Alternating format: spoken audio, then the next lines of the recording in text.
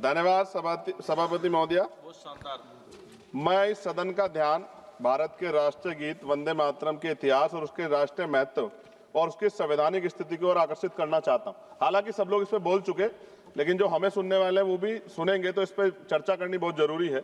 वंदे मातरम कोई साधारण गीत नहीं है, ये भारत की आजादी की लड़ाई का सबसे प्रचलित उद्घोष रहा है। प्रख्यात बांग्ला लेखक बंकिम चंद्र चटर्जी ने इसे वर्ष 1875 में लिखा था और 1905 में जब लॉर्ड कर्जन ने बंगाल विभाजन की घोषणा की, तब यह गीत ब्रिटिश शासन के विरुद्ध जन प्रतिरोध का गूंज बन गया। ब्रिटिश पुलिस जब भारतीयों की आवाज दबाने के लिए लाठी चलाती थी, गोलियां दागती, तब हमारे क्रांतिकारी नायक नायिकाएं वंदे मातरम गर्जना से आसमान गुजा देते थे। अनेकों वीरों ने फांसियों के तख्ते पर चढ़ते हुए गोलियों का सामना करते हुए अंतिम शब्द वंदे मातरम ही कहे थे। इतना ही नहीं, अंग्रेजों ने इस गीत से इतने भयभीत हुए कि उन्होंने इस पर प्रतिबंध लगा दिया। सभापति महोदय, साल 1937 में जब राष्ट्रगान तय करने का प्रश्न उठा तो इसके लिए एक समिति बनाई गई। तो साल 1937 में बनी वह 3 सदस्यीय समिति, जिसमें नेहरू जी, नेताजी सुभाष चंद्र बोस और गुरुदेव रविंद्रनाथ टैगोर जैसे महानायक शामिल थे।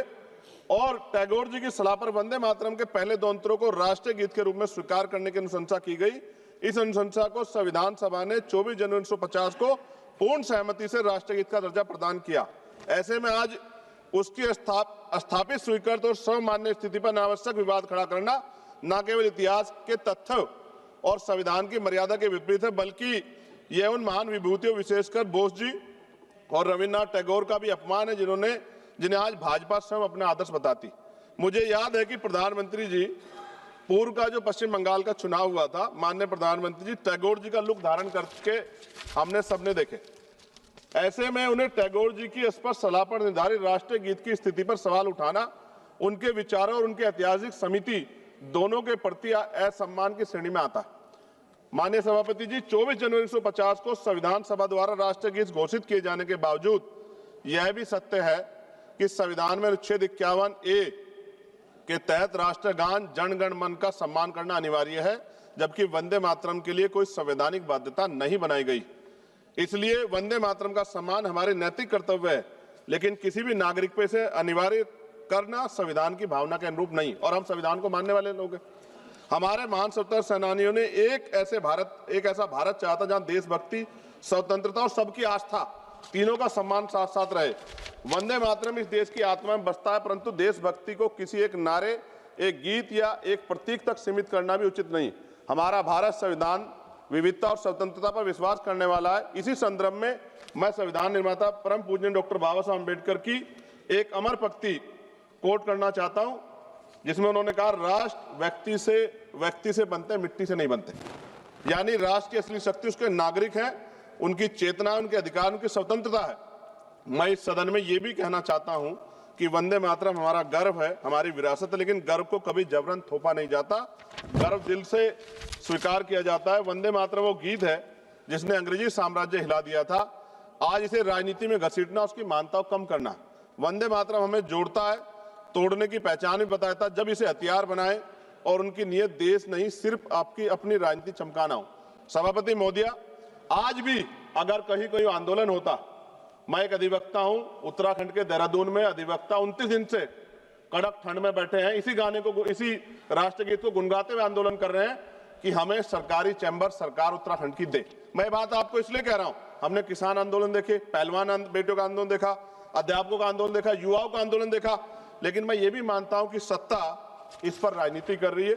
और अंत में सभापति महोदय, वंदे मातरम है दिल की धड़कन, इसे लड़ाई की दीवार मत बनाओ, इसे लड़ाई की दीवार ना बनाओ। मां के नाम पर नफरत की राजनीति का बाजार ना सजाओ।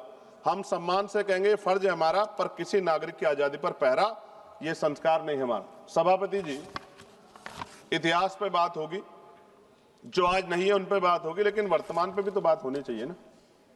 वर्तमान पे इतिहास से हमें सीख लेनी चाहिए। आज क्या हाल है देश के? बुनियादी सुविधाएं लोगों को नहीं मिली, रोटी कपड़ा मकान की व्यवस्था नहीं है, और जुल्म जाति के अन्य अत्याचार दलितों पे, पिछड़ों पे, मुसलमानों पे, आदिवासियों पे लगातार जारी। और कोई कहने सुनने वाले जब भी कोई अपनी आवाज उठाएगा उसको देश विरोधी घोषित कर दोगे, धर्म विरोधी घोषित कर दोगे। इस प्रथा से क्या देश आगे बढ़ सकता है? एक ऐतिहासिक प्रमाण बता रहा हूं जी, खत्म करते हुए ऐतिहासिक प्रमाण बता रहा हूं। राम प्रसाद मिस्मिल जी ने आजादी की लड़ाई के लिए हिंदुस्तान रिपब्लिकन एसोसिएशन बनाया चाह रहे, लेकिन जब उन्हें लगा कि एक धर्म के लोग या एक जाति के लोग या एक क्षेत्र के लोग आजादी की लड़ाई को नहीं लड़ सकते, तो 1928 में शहीद आजम सरदार भगत सिंह जी ने उसमें सोशलिस्ट वर्ड जोड़ा। हिंदुस्तान सोशलिस्ट रिपब्लिकन एसोसिएशन क्यों बना? क्योंकि जब हम मिलकर रहेंगे तभी देश आगे बढ़ सकता है। और मुझे पूरा ऐसा लगा जब मैंने सत्ता पक्ष को सुना कि वो राजनीतिक एजेंडे के जरिए सिर्फ मुसलमानों को टारगेट करते हुए इस बहस को लाना चाहते हैं, उनके पीछे उनका कोई और तर्क नहीं। सभापति जी, खत्म करते हुए मैं ये कह रहा हूं, आज का नौजवान अपना हक मांग रहा है, आज की बेटियां उड़ान चाहती है, उनके लिए सरकार पे क्यों योजना नहीं? बस इसी एजेंडे में फंसा के लगातार वो देश के नौजवानों को चलना चाहते हैं। ये ज्यादा दिन चलेगा नहीं।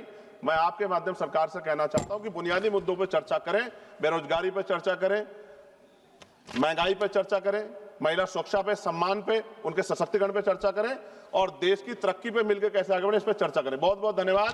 जय भीम, जय भारत, जय संविधान, जय मंडल, जय जोहार।